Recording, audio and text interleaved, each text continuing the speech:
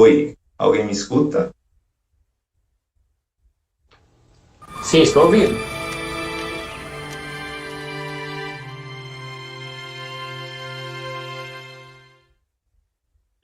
Deve estar tendo algum problema. Ah, começou agora. Olá, amigas, olá, amigos. É com muita alegria que iniciamos hoje as palestras ao vivo do canal o EVC TV. O canal foi criado para ser mais uma ferramenta na divulgação da mensagem da doutrina espírita, nestes tempos em que ela se faz cada vez mais necessária. Ficamos muito felizes em levar até você o consolo e os Você está me esclarecimentos ouvindo? proporcionados pelo Espiritismo, que com sua Tá. racionalidade tem nos Se auxiliado a começar um levantar pouco os véus depois, existentes sobre grandes talvez a gente questões não da tenha existência tempo para humana. pergunta. Semanalmente estaremos aqui juntos, todas as Vamos sextas-feiras, ver às como vai ficar, 18h30, no que eu acho que encontro não de vai dar tempo para conhecimento e pergunta, por causa do meu espiritualidade. compromisso Que depois, o estejamos sob outro. o Aí eu falo amparo da direto, tá misericórdia bom? de Deus, a razão sublime das nossas existências. Uma Então boa você não palestra. anuncia a pergunta.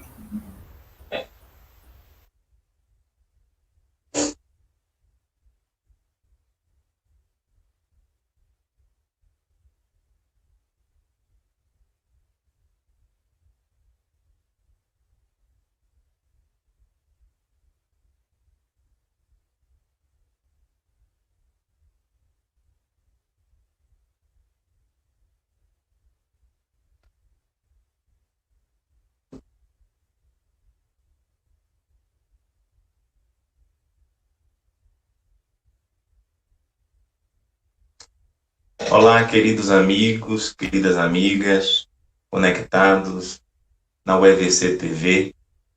Nós estamos muito felizes com a presença de todos que nos acompanham. A UEVC TV é um canal no YouTube a serviço do bem. Temos percebido a presença de irmãos que nos acompanham de São Paulo, da cidade de Jequié, de Feira de Santana, Montes Claros, Poções, Bom Jesus da Lapa. O nosso muito obrigado pela presença de todos. Vamos iniciar as nossas atividades com a nossa prece. Rogando a Jesus, o nosso divino amigo, que nos ampare em mais esta oportunidade de trabalho, no bem, e mais esta oportunidade de refletirmos os teus ensinos, Senhor, aclarados pelas luzes diamantinas do Consolador.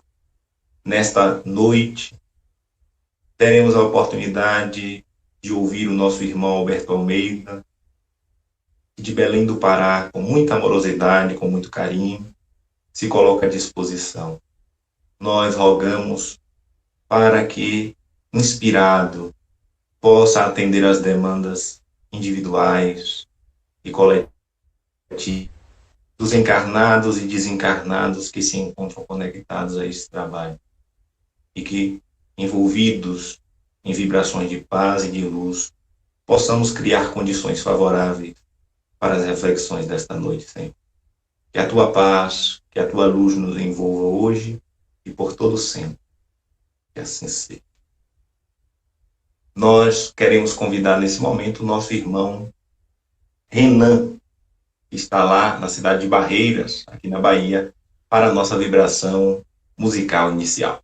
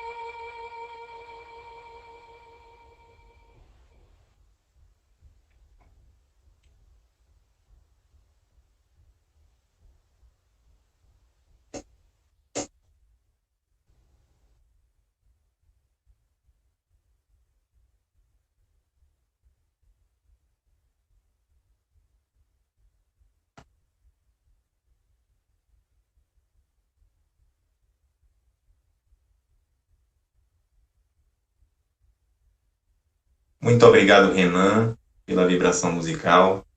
Deus o abençoe. Nós gostaríamos de solicitar o perdão de todos pelos problemas técnicos iniciais. Estamos todos nos adaptando a essas novas ferramentas.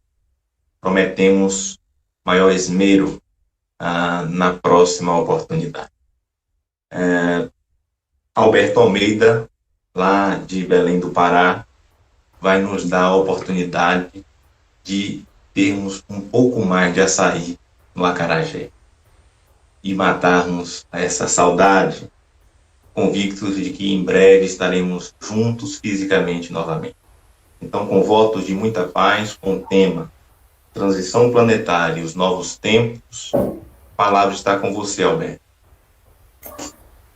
Queridos amigos, é com imensa alegria que nós temos a oportunidade de compartilhar com os amigos muito caros ao coração desses rincões do Brasil, nesse ponto do estado da Bahia, que é Vitória da Conquista, que na sua fraternidade e espontaneidade cativa todos os corações que se aproximam da Semana Espírita, tradicionalmente em setembro, e que se transformou numa referência para o movimento espírita nacional e internacional pela qualidade da afetividade compartilhada com aqueles que fazem esse extraordinário trabalho na direção do bem. Cerra as janelas dos teus olhos e encerra dentro de ti a luz radiante do dia. Liberta a tua alma e deixe que ela voe e alce com as suas asas de águias douradas a espelhar na grandeza do tempo. Ouve o murmúrio do arroio a quebrar nas ondas e o farfalhar das folhas da palmeira a ondular ao vento. Sente o quebrar das ondas a sorrir, beijando suave a alvura da areia. Observa o rubor das rosas e esmaga aos pés a camomila, incensando-a com seu doce perfume. Vem comigo preparar a casa para a chegada do amado. Ele virá, durante a noite ou no correr do dia. Quem sabe cavalgará a madrugada fria, e quando ele chegar, verás a mutação das flores. Ouviremos a sua flauta nos chamar. Correrei para ele e direi: amado visitante, quanto te esperei. Teci guirlanda de flores e pus guiso nos meus pés para bailar em tua homenagem. Plangi as cordas finas do bambu em tua honra. Tu viestes alourar as tranças negras da minha noite, convertendo em dia o meu interior de sombras. A tua carruagem parou à minha porta. Descerrei os meus olhos para contemplar a luz do dia, mas ela se envergonhou diante do fulgor da tua presença que chegastes. Alegre e trêmulo de medo, tentei tocar as tuas virtudes, e tu não me censurastes o atrevimento. Compadecido, estendeste as tuas mãos de caridade e me ofertaste as tuas graças. Amigo, vem comigo e enxuga tua lágrima solitária que circula em tua face, porque o Consolador chegou. Abre-te em festa, ó alma triste, e vem comigo rejubilar-se diante daquele que chegou. Esmaguemos aos pés as folhas do sândalo e da camomila e deixemos que os seus passos transformem em perfume a sua chegada. A minha alma exulta, o meu coração canta, as bailarinas voltarão a cantar. Tocando símbolos, tinindo guizos, os cantores voltarão a cantar e eu, como nunca cansei de te esperar, acendo a candeia e coloco-a sobre o velador, para que tu possas iluminar aqueles que não conhecem o teu amor. Amado visitante, seguirei contigo, esmagando rosas, acendendo estrelas, despertando o sol, prateando a noite, aljofrando de espumas o rigor da areia, levando pela mão um amigo. Seguiremos juntos e cultivaremos os delicados e saborosos frutos da tua messe de amor. É a fala de Rabindranath Tagore, na psicografia que nos enseja a possibilidade de poder mergulhar nesta noite cavalgada escuramente e que nos enseja na atualidade a possibilidade de contemplar que o Consolador chegou. O Espiritismo vem ao nosso encontro e, nesta oportunidade, ensejando-nos a possibilidade de poder efetivamente lograr entender o tempo que passa. São dias escuros e frios na humanidade, anunciando que deveremos efetivamente contemplar experiências naturalmente desafiadoras. A ordem do planeta como que se altera. Um pequeno vírus, invisível, somente perceptível ao microscópio eletrônico, ensejado, portanto, apenas ser visto desse lugar, é capaz de paralisar a humanidade.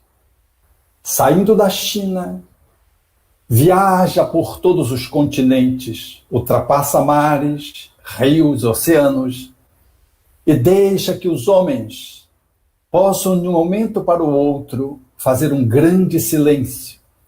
As nações mais poderosas se quedam silenciosas, recolhidas, diante desse fenômeno inevitável que se estabeleceu a partir de um fragmento de vida que não dá conta nem de viver sozinha, precisa de uma célula para poder se multiplicar. E faz com que a humanidade faça uma parada, sinalizando para o mundo de que a nossa Mãe Terra entrou em exaustão. A exemplo de uma pessoa que faz um esforço demasiado, desproporcional e longo, e não respeita os seus limites e entra em estafa, e necessita não apenas de um fim de semana, mas precisa de um mês, 40 dias, a Terra está precisando de uma quarentena. Ela tem sido vilipendiada, machucada. Os seus filhos se entrechocam e não se respeitam. E como que, num misto de sombra e luz, ela faz uma parada, como uma mãe que coloca os filhos no quarto do lar para pensar. Estes são esses dias em que a Terra, como uma grande mãe, coloca os seus filhos delicadamente no lar, recolhidos em segurança, para que eles possam fazer uma reflexão que dê conta de avaliar o que eles têm feito entre si mesmos e com ela. Parece paradoxal que isso seja assim, mas é a lei de causa e efeito que se estabelece num período de transição planetária. O homem invadindo a natureza e desobedecendo os ecossistemas naturalmente cria circunstâncias desafiadoras em razão de estabelecer uma ação selvagem como se não fosse racional, recebe da irracionalidade a resposta, fazendo que ele possa, em alguma medida, analisar o efeito eco com que ele brinda a natureza, ou com que ele briga com a natureza e recebe o presente ou a beligerância de volta. É, portanto, esse efeito bumerangue que temos experimentado em dias em que a Terra, acolhida pelo nosso pai e mãe, como diria Pastorino por Divaldo Franco, dá permissão para que seja assim e para que possamos fazer uma pequena pausa nessa movimentação frenética, mobilizada para o consumo, demasiadamente vinculado à materialidade, passando-nos uns pelos outros como se fôssemos também objetos descartáveis, transformando em coisas, pessoas, coisificando, portanto, o sagrado e desqualificando o divino, a espiritualidade. O homem caminha como se delirasse, a despeito de ter a sua racionalidade, o distinguindo de todos os outros animais, uma capacidade intelectual de efetivar, portanto, análise e lógicas. Este homem que se sente na cadeia biológica como o máximo, como que entra em eclipse e a Terra fala parar para meditar. Tudo acontece dentro da previsibilidade divinal, porque Deus a tudo prevê e prover. Há uma movimentação cósmica, não só das 3 trilhões de galáxias, hoje assinaladas pelos astrofísicos, que se movimentam em expansão, numa velocidade que não podemos avaliar com precisão, mas os cálculos falam de que efetivamente estamos ultrapassando limites, como se o universo pudesse tê-los. A divindade desafia o homem mais inteligente, discute, por assim dizer, nos mistérios do universo, as condições para que o homem possa conjecturar acerca da humildade e ele possa ceder para entender de que ele, em sendo inteligência, espírito, é filho de uma inteligência maior e suprema, e ele tem que avaliar em relação a si mesmo qual a qualidade da sua inserção no universo, para perceber se ele está funcionando como um filho cocriando na natureza ou se ele funciona destruindo a natureza, num filho rebelde que se coloque na contramão do funcionamento do universo. Essas galáxias todas aos trilhões, portanto, que se movimentam, embute nela a nossa pequena Via Láctea, que faz uma movimentação igualmente em torno do seu próprio eixo.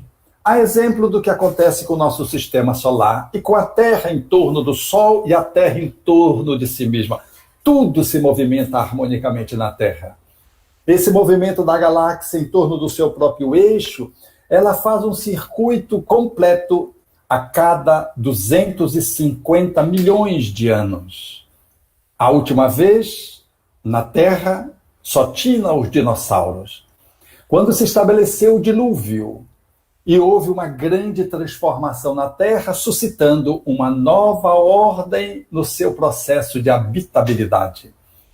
A exemplo do que acontece com a nossa Via Láctea, o Sol gira em torno de si mesmo e dentro da nossa galáxia. E a Terra faz esse circuito em torno do Sol, que é a nossa estrela-mor, em torno da qual nós nos movimentamos, que é apenas uma dentre 200 bilhões aproximadamente de sóis, de estrelas, que a nossa Via Láctea dispõe. Está no cantinho do universo galáctico nosso, como que quase que num beco de um grande condomínio, se pudéssemos comparar a nossa Via Láctea. E ali está o Sol, e em torno dele está a Terra, para que possamos ter a apreensão da nossa pequenez. Se saíssemos da Terra na direção do Sol, gastaríamos um pouco mais de 8 minutos e 20 segundos, mas se quiséssemos ir para o centro da nossa galáxia, 50 mil anos. E se quiséssemos ultrapassar até o outro extremo, 100 mil anos com a velocidade da luz, 300 mil quilômetros por segundo.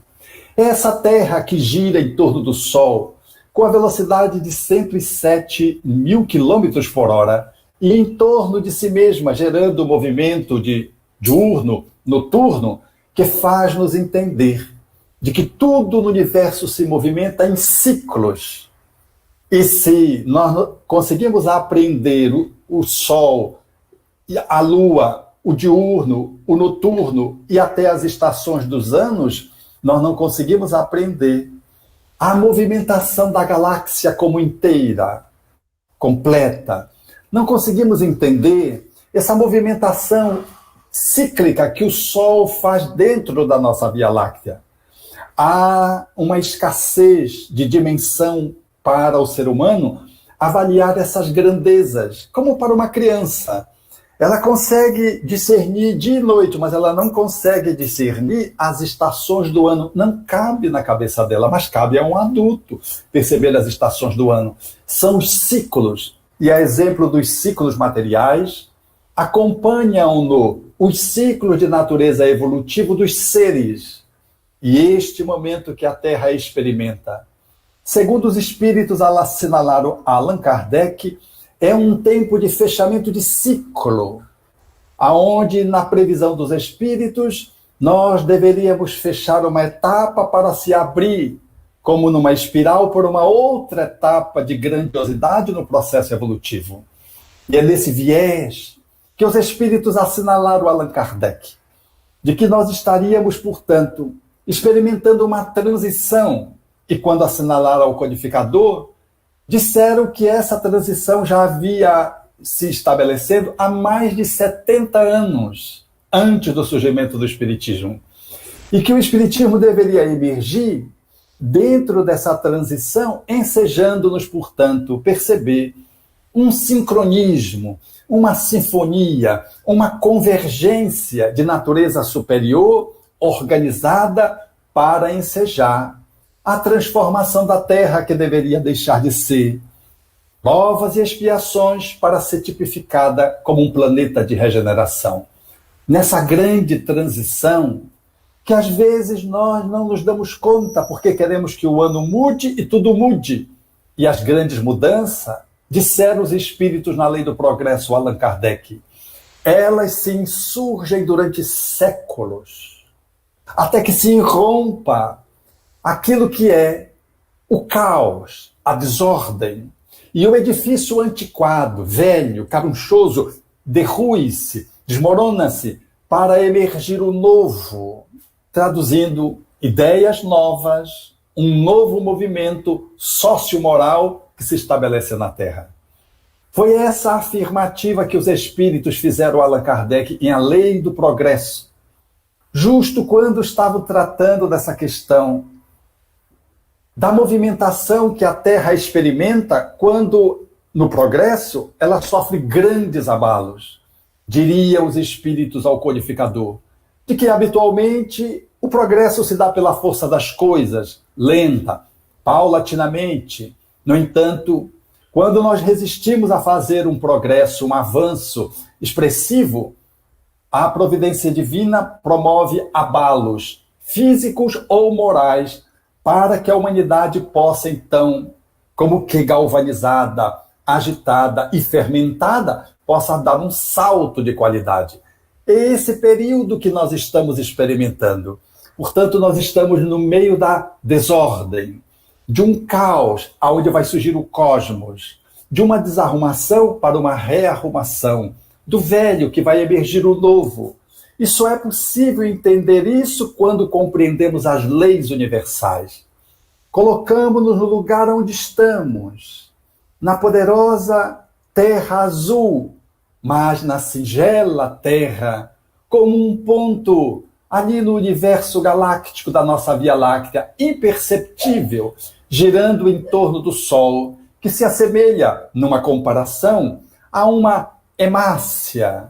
E o sistema solar é como se fosse uma moeda de 50 centavos jogado sobre a superfície do continente americano, norte, central e sul, o continente inteiro, a superfície inteira seria a Via Láctea. A moeda lançada ali seria Plutão fazendo o seu circuito, contendo todo o nosso sistema solar. No centro estaria o Sol como uma hemácia ali presente. Tal é as dimensões universais que nos inclinam a olhar a Terra, esse planeta azul, com humildade e com singeleza, para nos olharmos a nós mesmos com a mesma simplicidade e com a significância e importância que nos cabe acolher como filhos da divindade, co-criadores do ponto onde estamos, porque não é só a Terra, o planeta habitado. Na fala hipotética dos estudos matemáticos do astrofísico James Jeans, haveria de afirmar que na nossa Via Láctea, pelo menos, nós temos 50 milhões de planetas iguais à Terra, em mesmo tempo de formação, de condições climáticas, dentro do estudo estatístico que eles fazem, analisando a formação da nossa Via Láctea a partir do Big Bang, há mais de 14 bilhões de anos. Esse olhar não vai nos colocando no lugar e vai nos dando a possibilidade de reverenciar a divindade, amar o nosso planeta, significá-lo dentro daquele contexto cósmico onde ele se encontra e fazer a nossa parte conectado com a divindade. É nessa transição planetária que vai se estabelecendo, portanto, uma compreensão maior dos ciclos, quando os espíritos assinalam de que, em não sendo a Terra somente o planeta habitado, os planetas são solidários, é possível, então, entender o que está se estabelecendo com essa transformação anunciada lá por Jesus, quando previu, dando os sinais dos tempos, de forma metafórica e, às vezes, de forma literal, e que vem se consolidando a sua anunciação, se concretizando a sua profecia, e no bojo dela surge a doutrina espírita, que traz o compromisso, como parte do processo transformador que experimentamos, 4 fundamentais funções, porque diz Allan Kardec em A Gênese, quando trata dessa questão de que efetivamente o progresso se estabelece por si mesmo. O Espiritismo não promove a renovação social, mas ele é a poderosa alavanca. Ele está mais apto a secundar o progresso em função da sua capacidade de se espraiar sobre os conhecimentos, ou seja, a sua abrangência, de olhar cada um com profundidade, a amplitude das suas vistas, de ser uma doutrina progressista e do seu poder moralizador. Esses 4 tópicos dão ao Espiritismo a condição do Consolador prometido no bojo dessa transformação, que nos convida a avaliar como eu estou, como você está, como nós estamos participando dessa transição nos tempos novos e nos tempos velhos que estão ficando para trás. E nessa instabilidade que nós experimentamos.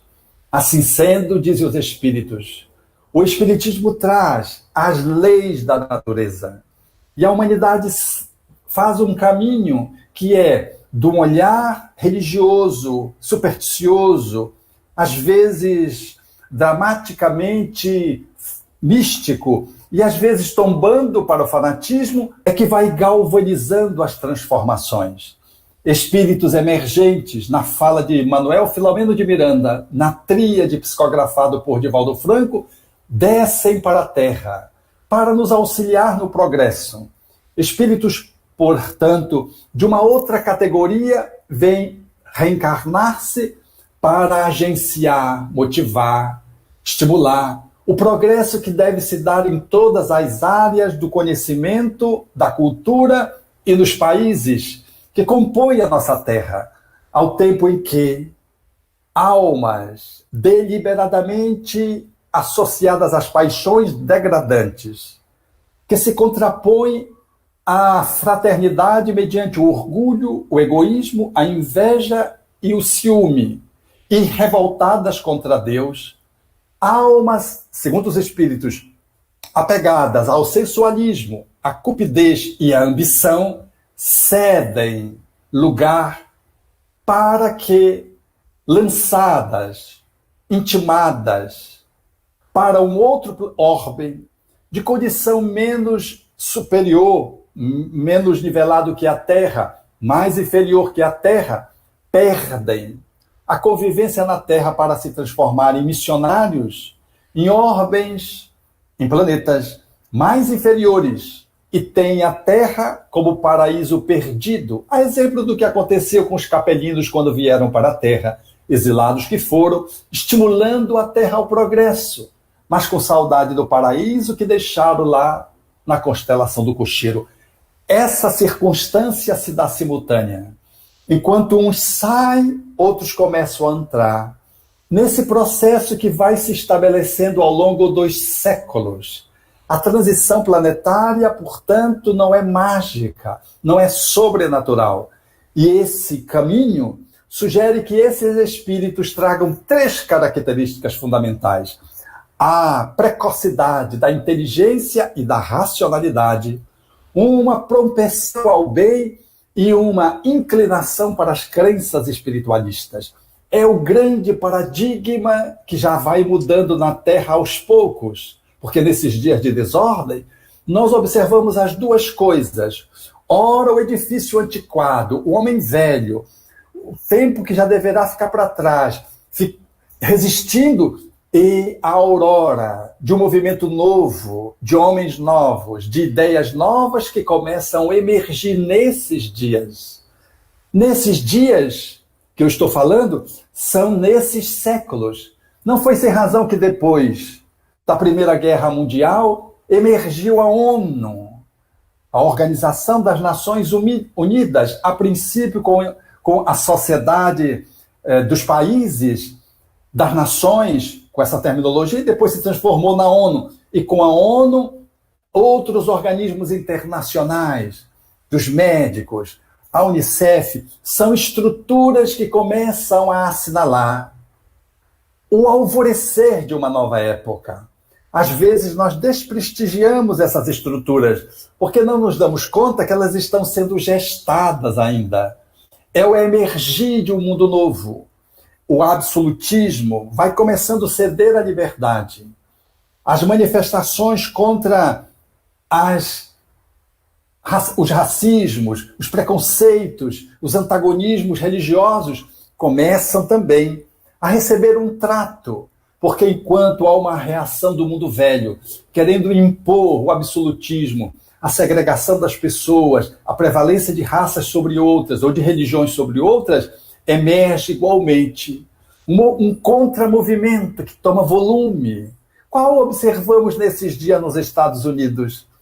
Quando mais um negro é sentenciado à morte em função da brutalidade, da agressividade de um soldado que o faz de forma cruel, e se insurge um movimento global nos Estados Unidos e no mundo.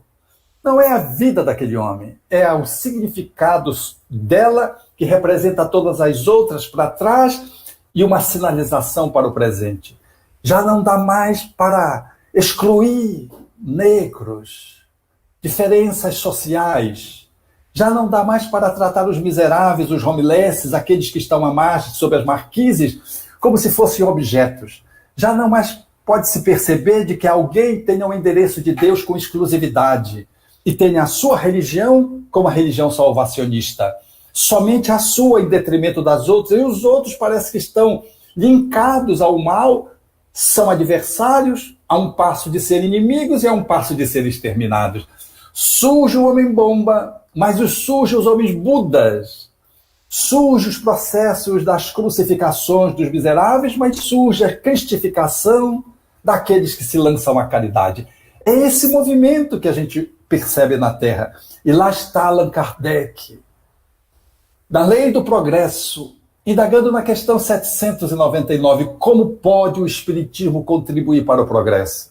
considerando que o Espiritismo faz parte desse movimento de transformação. É a alavanca, é o mais apto a secundar o progresso, as transformações, a revolução social e moral. E os espíritos respondem: destruindo o materialismo, que é uma das chagas sociais, faz com que o homem vislumbre aonde estão os seus verdadeiros interesses, descortinando a vida futura, abolindo, destruindo os preconceitos de casta, de cores, de seitas, faz com que os homens entendam a grande lei da solidariedade e faz com que esses homens se vejam como irmãos. Olha quanta beleza numa resposta só de O Livro dos Espíritos acerca da missão que compete ao Espiritismo: lidar com os preconceitos de casta, classes sociais, de cores são as raças, os processos étnicos, as seitas são os aspectos religiosos, e destruir o materialismo, que é a grande chaga da sociedade, porque essa é o diferencial de modelo. Nós temos um mundo que está profundamente enraizado na matéria, a negação do espírito. E o Espiritismo traz a vitória da transcendência do ser humano.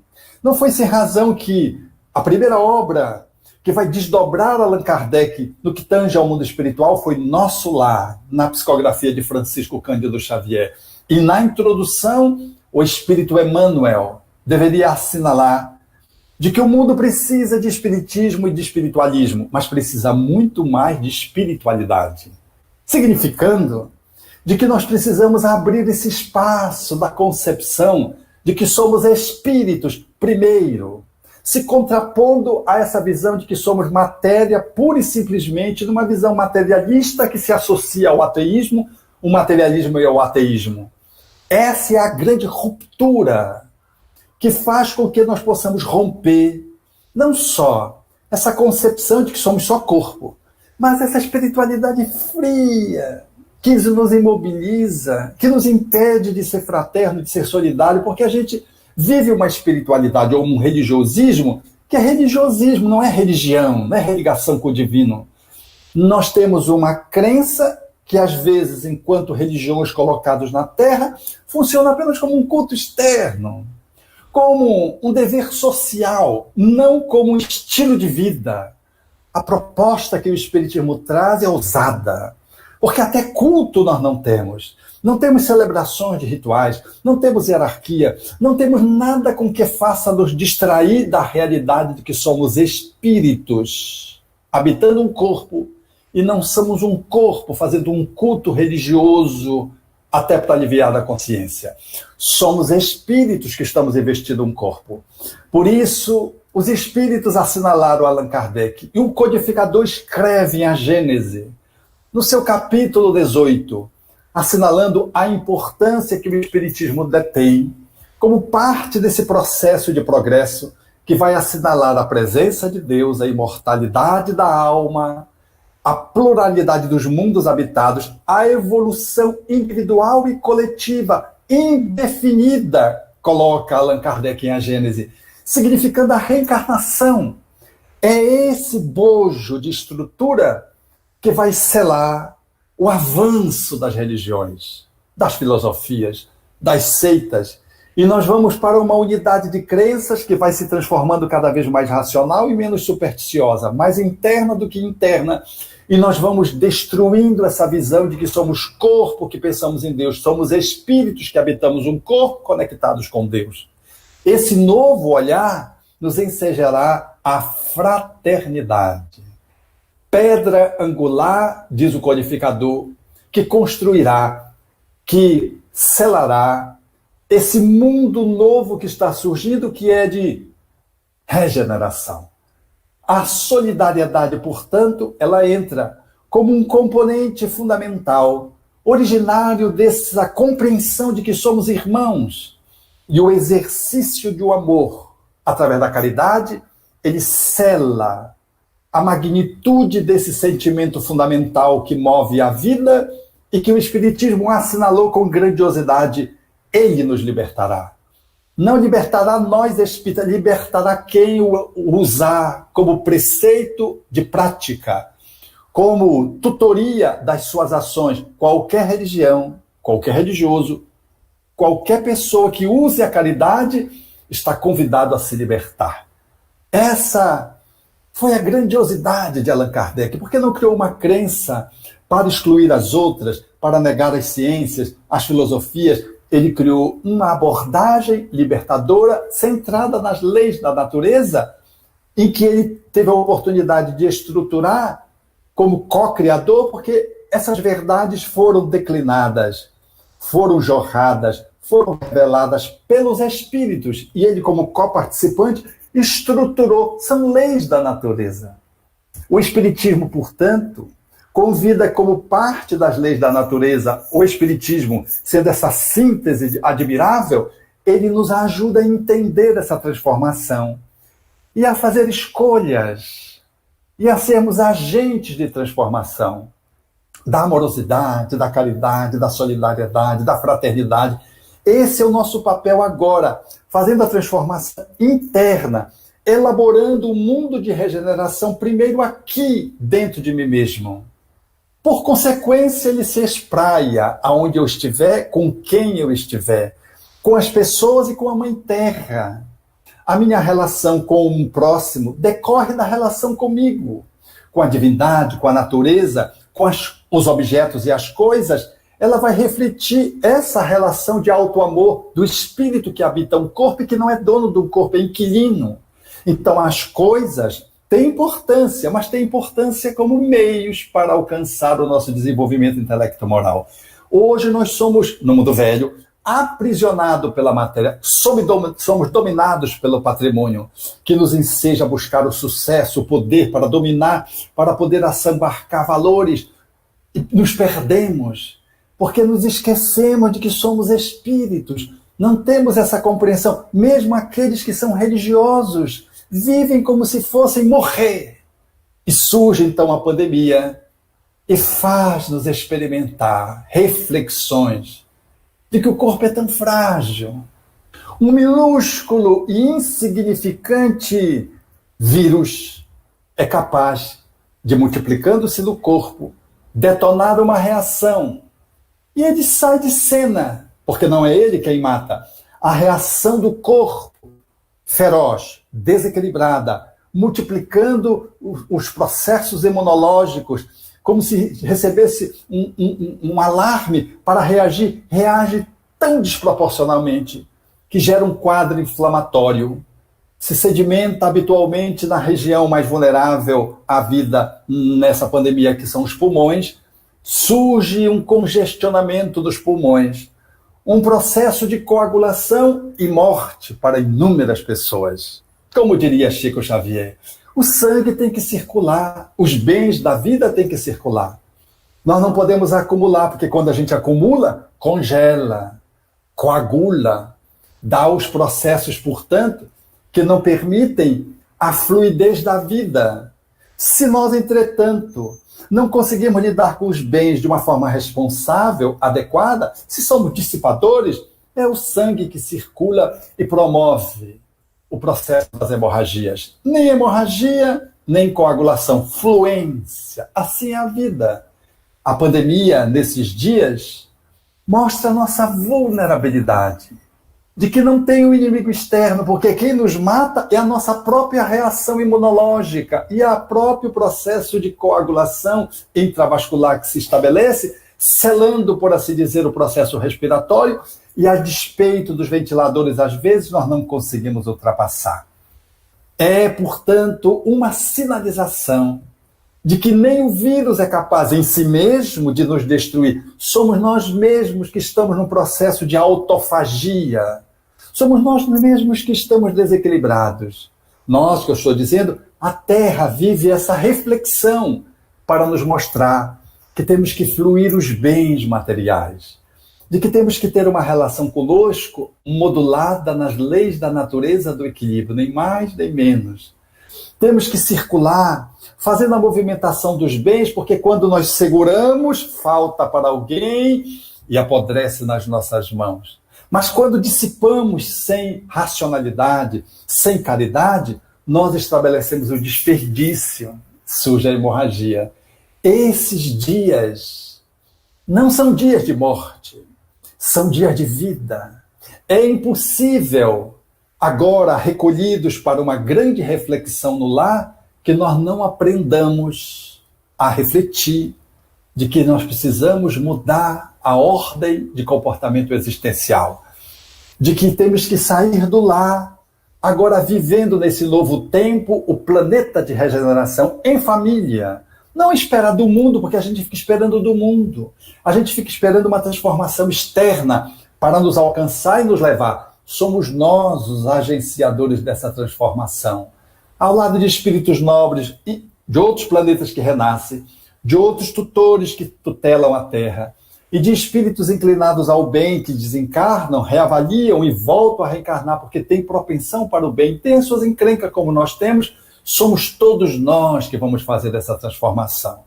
Sem nenhuma omissão diante do preconceito, diante da injustiça, mas sem nenhuma beligerância que faça ultrapassar os limites da razoabilidade. Não podemos, em nome da proteção de alguém, produzir vítimas em outrem. Essa postura cristã desses dias é que nos convoca. Os espíritos, quando nos fazem refletir de que o espiritismo ensina uma doutrina que caminha de par com o progresso e vem como uma alavanca auxiliar a transformação planetária, conta conosco no movimento espírita.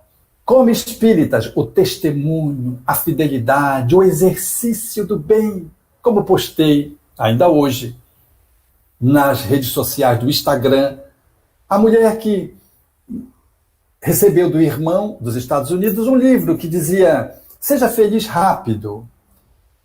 Há uma possibilidade de ser rapidamente feliz? É um título que traz esse conteúdo, a rapidez e a felicidade. Ela pegou o livro, leu e deu-se conta de que ali havia algumas sugestões muito interessantes. E ela resolveu, então, colocar uma das sugestões ali em prática.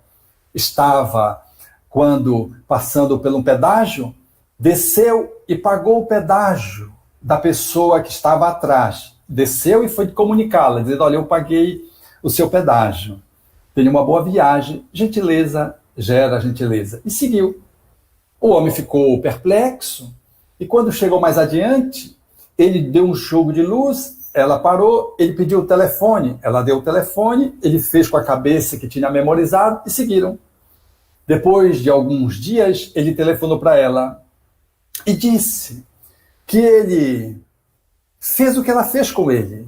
Num outro pedágio, ele decidiu pagar o pedágio de alguém que estava atrás. E fez, e foi comunicar. Era uma Kombi, tinha um casal. E quando ele comunicou, o casal ficou com a mesma perplexidade dele, porém um pouco mais. E começaram a chorar. Ele perguntou o que estava vendo, e o casal disseram: eu vim da Bahia, não sei se foi de Vitória da Conquista. Eu vim da Bahia, e nós estamos aqui para buscarmos a sustentação, a busca da vida. Deixamos 5 filhos lá. E temos orado a Deus para que Ele possa nos ajudar. E aí você vem e paga o pedágio. Você sabe quanto é o pedágio na cidade de São Paulo. Não são pedágios baratos. A melhor malha viária do país está em São Paulo, mas os maiores pedágios economicamente pagos também estão lá. E ele disse, diante daquele homem: o que é que você faz? Ele disse assim: não, eu sou mestre de obras. O homem que tinha sido beneficiado pela mulher era engenheiro civil. E pôde, a partir daquele momento, acolher o casal, não só pagar o pedágio, mas arrumar um acolhimento em São Paulo e proporcionar-lhes emprego. É a corrente do amor, da gentileza que gera gentileza. Esse é o novo mundo que está surgindo. Essa senhora que posta, a gente vê alegria na fisionomia dela. É o bem que a gente faz ao outro, na verdade, que é um bem que a gente promove a si mesmo, que é tanta alegria, é tanto bem-estar. É a felicidade que o irmão disse para ela, através do livro que lhe ofertara, que acontece de modo rápido. É um momento de felicidade. É um gesto que se vai continuando, que se vai se normalizando em outros gestos, eles vão ornando a nossa vida de paz, de concórdia, de alegria, que é o que se acena para o planeta que vem. Então, nesses dias, como espíritas, observando a gentileza que gera gentileza, uma frase que emergiu lá de Niterói, de um homem que foi vitimado por uma grande dor e que ainda assim reagiu ou agiu com essa expressão e com outras, mas essa ficou consagrada, gentileza gera gentileza, que possamos, nesses dias, a exemplo deste e de outros tantos, porque o bem tem tantas formas de fazê-lo, tantas ações pontuais e sistêmicas de fazê-lo, que nós estamos sendo convidados a podermos arregaçar as mangas e poder nos sentir nesse tempo novo, em relação ao tempo velho que vai, honrados por participarmos da transformação planetária. E estamos sendo solicitados por Jesus, cavalgando essa noite fria, esmagando os pés as folhas do sândalo e da camomila, para que ele, em passando, possa espargir o perfume. O Jesus de hoje, na metáfora daquele que desce das nuvens, são os mais necessitados. Quando você desce para atender as pessoas sob as marquises, nas ruas, os mendigos, aqueles que estão, em função da sua dignidade, aprisionados e que não vêm para as ruas, mas estão nos becos, nos alagados, nos alpes de um morro, aqueles que estão nos bolsões de misérias e que não são vistos pela sociedade quando visitados pela dama da caridade, a benfeitora que o Evangelho bem assinala, atendendo os infortúnios ocultos. Quando nós fazemos isso, esse bem que é mais sistemático, esse bem que se normaliza, não tem como nós não nos sentirmos cavalgando a noite escura, mas sentindo o aroma dos pés do peregrino, que transforma em perfume a sua chegada nas pessoas que atendemos. O Espiritismo é uma doutrina de ação e de reflexão, de oração, de meditação e, fundamentalmente, de caridade, que se normaliza como um jeito de se colocar no mundo. Esses são dias onde Jesus já veio e nós o encontramos. Ele tocou a sua flauta, a maravilha das cores se multiplicaram e nós podemos cantar um hino de louvor a ele, colocando a candeia sob o velador, caminhando com ele, acordando a claridade, o sol para aqueles que estão na penumbra, ornando a noite prateada para aqueles que perderam a esperança, sendo a praia que se multiplica borbulhante através das espumas, diminuindo a agrura da areia que queima as almas no campo da indiferença. Podemos ser o rubor das rosas que, esmagadas, possam ensejar um aroma de ternura para aqueles que vivem na amargura nesses dias.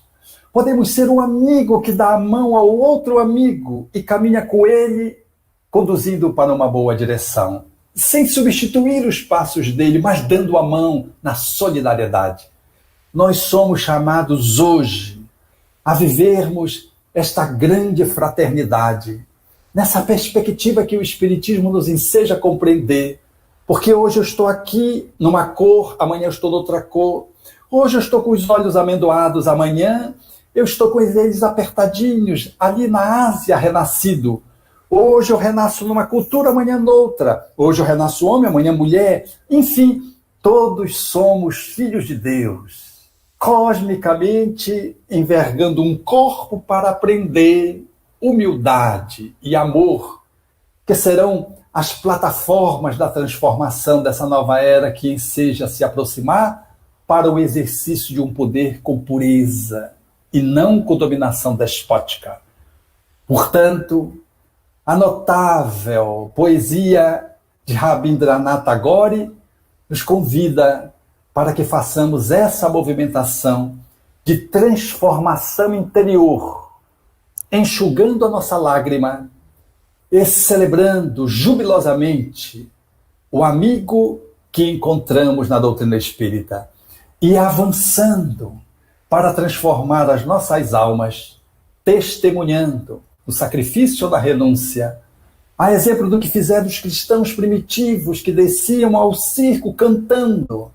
Nós hoje não temos as feras, mas temos os desafios extraordinários que se colocam todos os dias, à moda de cruzes, de fogueiras, de calabouços, e aonde nós deveremos testemunhar, cantando a caridade que liberta, que salva, nessa perspectiva que o Espiritismo nos coloca e que Tagore nos propõe, nessa reverência poética através da psicografia, dessa dupla de médiuns que construiu essa obra chamada Ondas de Luz, de Valdo Pereira Franco e Vera Coim, Bahia e Pernambuco, dando ensejo de que possamos fidelizar o nosso coração ao coração de Jesus, porque Jesus é o nosso caminho para que essa transformação se dê como coparticipantes dela e não apenas como espectadores, aguardando que alguém nos carregue. Estamos reencarnados porque somos colaboradores de Jesus nessa movimentação. Não somos aqueles convidados a nos servir, somos convidados a servir a Jesus. Cerra as janelas dos teus olhos e encerra dentro de ti a luz radiante do dia. Liberta a tua alma e deixe que ela alce e voe como uma águia de asas douradas, a plainar esplêndida na tepidez do vento. Ouve o murmúrio do arroio a quebrar nas ondas e o farfalhar das folhas da palmeira a ondular o vento. Sente o quebrar das ondas a sorrir, tocando com as suas espumas a areia alva e aquecida. Esmaga os pés a camomila, incensando o ar com seu doce perfume. Observa também o rubor das rosas. Vem comigo preparar a casa para a chegada do amado. Ele virá. Durante a noite ou no correr do dia, quem sabe cavalgará a madrugada fria. E quando ele chegar, verás a mutação das flores. Ouvirás o som da sua flauta no chamar. Correrei para ele e direi: amado visitante, quanto te esperei. Teci guirlanda de flores e pus guiso nos meus pés para bailar em tua homenagem. Plangi as cordas finas do bambu em tua honra. Tu viestes a lourar as tranças negras da minha noite, convertendo em dia o meu interior de sombra. A tua carruagem parou à porta da minha casa. Descerrei os meus olhos para ver a luz do dia, mas ela se envergonhou diante do esplendor da luz que chegou contigo. Amado visitante, quis tocar, ansioso, trêmulo de medo às tuas virtudes, e tu não me censurastes o atrevimento compassivo, estendestes caridoso as tuas mãos, distribuindo e ofertando-me as tuas graças. Amigo, enxuga a tua lágrima solitária, que furtiva viaja em tua face. Enxuga a tua lágrima, porque o Consolador chegou. Abre-te em festa, ó alma triste, e vem comigo rejubilar-nos diante do visitante que aportou a porta da nossa casa. Esmaguemos aos pés as folhas do sândalo e da camomila e aguardemos em silêncio que os seus passos transformem em perfume a sua chegada. A minha alma exulta, o meu coração canta, as bailarinas voltarão a bailar, tocando símbolos, tinindo guizos, os cantores voltarão a cantar, e eu, que nunca cansei de te esperar, acendo a candeia e ponho sobre o velador para dar luz àqueles que não conhecem o teu amor. Amado visitante, agora que eu te encontrei, seguirei contigo, esmagando rosas, acendendo estrelas, despertando o sol, prateando a noite, aljofrando de espumas o rigor da areia, levando pela mão um amigo. Seguirei contigo e juntos colheremos os saborosos e deliciosos frutos da tua semeadura. Obrigado.